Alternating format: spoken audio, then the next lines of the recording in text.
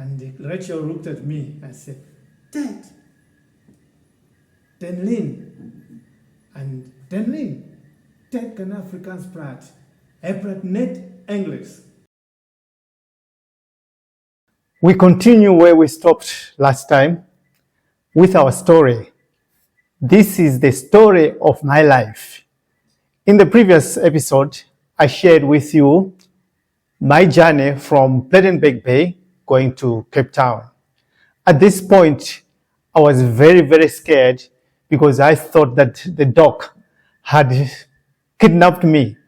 I was going to be kept on his farm as a slave because of the way things or the events had unfolded.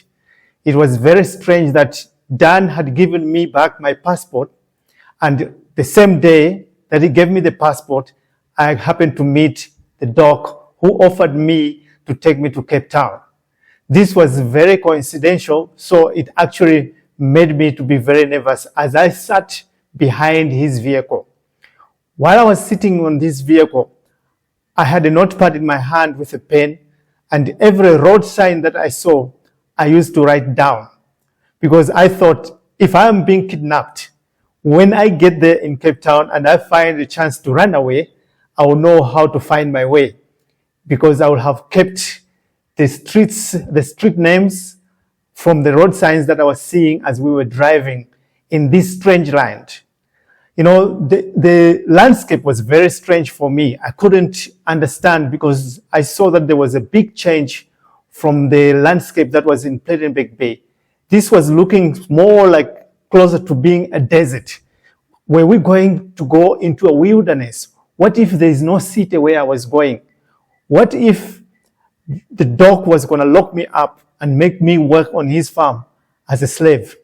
I started thinking about home, thinking about my father, who always gave me advice all the time and said, you know, when a child doesn't listen, they will always get in trouble. I remember one day my dad told us a story of a crocodile and a reptile. He said, when a crocodile wants to have its babies, it goes outside the river on the riverbank and lays eggs there. And then after the eggs have hatched, the little babies are reptiles. So for them to become crocodiles, they need to go back into the depth of the river. So what the crocodile does, it goes to these little reptiles and tells them that I'm going to give you instructions and you need to follow these instructions. If you don't follow these instructions, you are not going to be a crocodile. So today is the day that you become a crocodile. So the crocodile tells the little reptiles to bite its tail. And it tells them to bite it so hard because it's going to run across the riverbank into the depth of the river.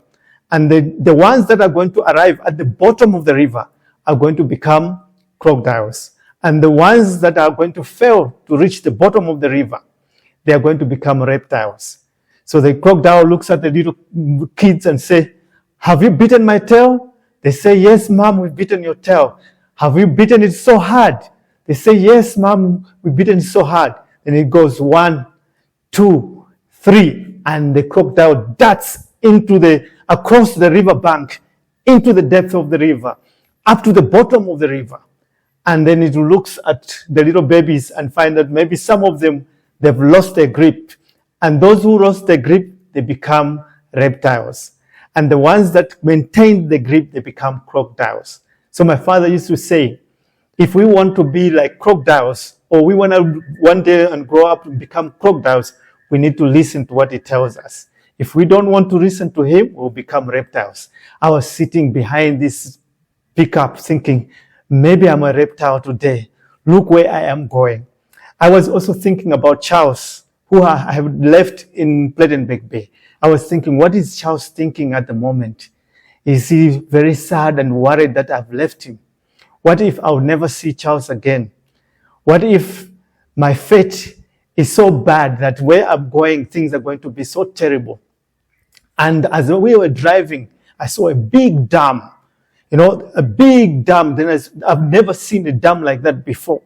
I was wondering, who could have dug this big dam? as we drive across the valley and go into the mountains. And suddenly we came on the other side of the mountains. The scene that I saw on that day, I can never be able to explain it today. It was a scene that was like from the Bible. It was like I was coming from another valley of death, going into the Garden of Eden. The place was so beautiful. There was so much green that I've never seen. I could remember the green that I always used to know in my country is a green that came from the maize and mango trees. And you will see lots of mango trees and a lot of maize gardens. But this was a greenery that I had never imagined in my life. This place was so beautiful. As we looked down the valley, I could see there was these farms that were neatly perched on the grounds. And it was so beautiful for me. I couldn't believe my eyes. I said, where is this place? Where am I? As we come down the valley, we came into a very small, tiny town, so beautiful. It had only one street, and the dog stopped. And then he came out and he said to me, Ted, welcome to Franschhoek. I could see that you were so nervous and you were busy with your pen writing down. What were you writing down? I just smiled. He said, you are now in Franschhoek in Cape Town. This is one of the most beautiful places that was ever built in South Africa. So you're going to be living in this beautiful place and working with us. I was so very happy. I had come to, another valley, so beautiful with a lot of fruits and grapes all over the place. And the dog went into one of the shops and did some shopping with his wife and came back, and then we started driving off. So we drove out of Franschhoek to another little settlement called Drakenstein, Groot Drakenstein. We came there, we arrived at the dog's farm. It was a very small farm with a lot of orchards. I saw there was a lot of trees, which I was told eventually that these are orchards of grapes, apples, apricots, plums, and many other fruits, and peaches. And it was the first time for me to see apricot trees and apple trees. And then when we arrived, the dog said, Ted, welcome to our farm. Let me take you to a place where you will be staying. So he took me to a shed. And in that shed, he said to me, all right, you will just make yourself comfortable here. On the other side is a room. There is an old lady there by the name of Rachel. Rachel is the lady that we found here when we were buying the farm. So Rachel needs to leave this farm, but we're just waiting for her family to come and pick her up. So in the meantime, you can just find yourself comfortable on the open area here in the shed. We don't have a mattress for you to sleep on. So we'll give you this. So the doctor gave me a net. It was a net, the one that you use, many people use it for shading from the garage. So he gave me the net and said, you can afford this and use it for a mattress for so long. I looked at this thing and said to myself, now I'll be sleeping on something like this, and I had never slept on a net before. If you just joined us, don't forget to like, share, subscribe, and also don't forget to comment and tell me what you think. I'll be back. It has always been a dream for me to travel across the globe. But my first travels, I would like to travel from Malawi, Zambia, Botswana, Namibia to South Africa. When I arrive in South Africa, I would like to spend about 6 months in South Africa and visit each and every province. After visiting South Africa, then I will be able to go to Lesotho and Swaziland and then get out of South Africa to come back to Malawi. When I arrive in Malawi, I would like to go up north to Tanzania, Rwanda, Uganda, and Kenya. I would like to go and visit Ayamarwa because he invited me to visit his village, Nyambohanse, and go and share the bush engineer skills that I have to the welders in the village. So Ayamarwa, when you finish with Argentina and you come back to Kenya, I will be there to visit you because now I've got a passport. Having a passport means that I'm no longer stuck in Malawi.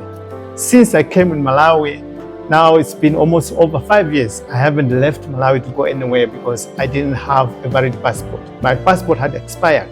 It has been a tough journey to get a new passport. But now that I've got a passport, I can leave the country anytime. So I am Mara. As you promised, and as I promised that I'll come and visit you, I'll be in Nyambohase. Come and share the bush engineer skills that I have to the welders in Nyambohase. So thank you very much for watching. Don't forget to like, share, subscribe, and leave a comment. Hit the notification bell so that you don't miss whenever I post.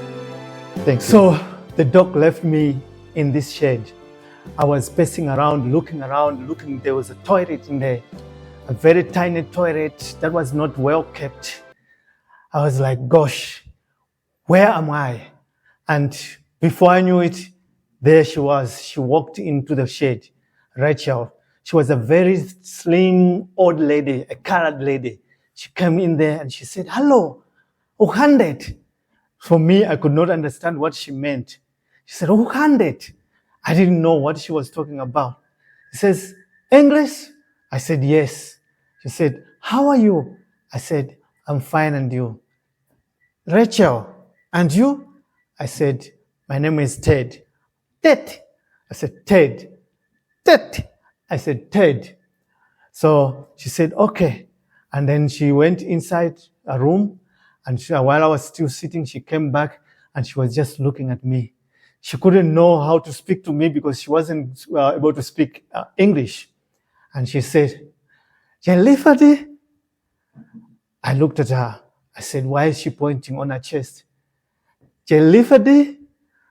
I looked at her. So I felt like, maybe let me just nod. So I nodded. She said, come. And then she stood up and I started following her out of the house, out of the shed. And then we went to the other side of the farm. Then we found a caravan. There was a lot of colored people there, and they had a music system, and they were busy drinking wine and listening to music. Then I arrived there. She told me to sit down, and she said to the people, "Here instead, I can eat Afrikaans praat," and they all laughed. I didn't know what they were talking about. Later on, when I started understanding Afrikaans, then I came to know that what she meant was, this is Ted. He doesn't know how to speak Afrikaans. And then she asked, waar is Danlin? And they responded, Danlin slap. So she was asking them, where is Danlin? And they responded, Danlin is sleeping. So somebody went to call Danlin, and she came back. And Rachel looked at me and said, Ted, Danlin. And Danlin, Ted kan Afrikaans praat. Hij praat net English. She said, Danlin, Ted cannot speak Afrikaans. He only speaks English. So Danlin smiled at me and she extended her hand. She said, my name is Danlin. I said, my name is Ted. What are you doing here? So I told her, I'm working for the doc, Dr. Eric Faranger, at Microprop, the next farm. That's where I'm working. He just got me from Predenbeek Bay. So I just arrived from Predenbeek Bay today. She said, my name is Danlin. I stay here. This is my parents. And she started introducing me to everybody.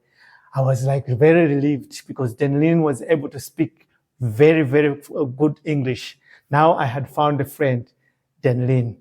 So keep on following this story as I continue giving you the story of my life. Don't forget to like, share, subscribe, and leave a comment. I'm happy. We've been talking for a little while now. People were telling me to come meet you because I'm in the city now. Yes.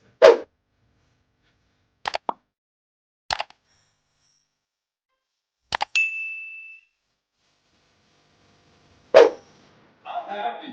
Like I'll just say right now, for my channel, we got a 12 places, and this vibe is amazing. Thank you.